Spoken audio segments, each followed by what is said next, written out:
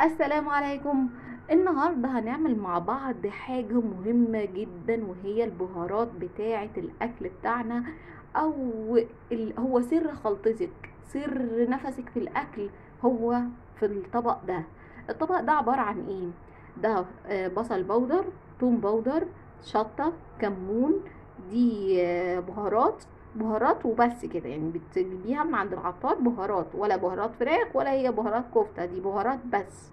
وادي دي معلقه قرفه، لو انت حامل طبعا ما تستخدمهاش، بس القرفه بتدي تيست عالي جدا للاكل.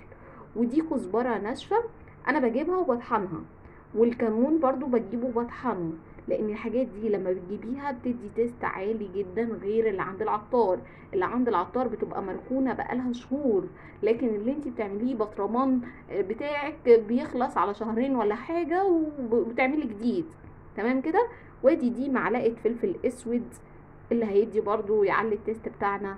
طيب، الطبق ده هو ده بس الخلطه بتاعتي؟ لا، بالاضافه لثلاث حاجات. ايه هما دول بقى؟ حاجه كده عاليه جدا، ده جوز الطيب. وانا اللي طحناها، يعني انت تجيبيها وتطحنيها في البيت. هو ممكن يديكي فصين بيعملوا حبه كتار. وادي ده قرنفل، وده حبهان. وانا برضو اللي طحناهم. احسن حاجة ان انت تطحني الحاجة بتاعتك في البيت، بتدي تيست عالي جدا. طيب، احنا هنحط الكميات دي كلها؟ لا، هناخد اللي هو نص معلقة كده من كل حاجة. تمام، ونزودها على المكونات بتاعتنا دي. شايفين؟ يعني تقريبا 11 نوع من البهارات بتاعتنا. يلا نخلطهم ونحطهم في البطرمان بتاعنا ده سر طبخك في المطبخ.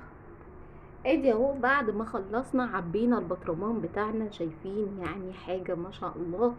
اللي هو عمل حبة حلوين، وكمان تاني في كمان بطرمان تاني شوية صغيرين. تمام كده. ده يكفي معاكي كتير جدا، ممكن يقعد معاكي شهرين. اللي هو لو انتي بتطبخي حاجات كتير اللي هي بتستخدميها في المحاشي وفي الحاجات اللي احنا بنعملها بالبصل والكلام ده كله، بنحتاجه جدا. يعني دايما البطرمان ده استخداماته كتيرة جدا. طيب، يلا بينا نشوف البطرمان التاني ايه هو.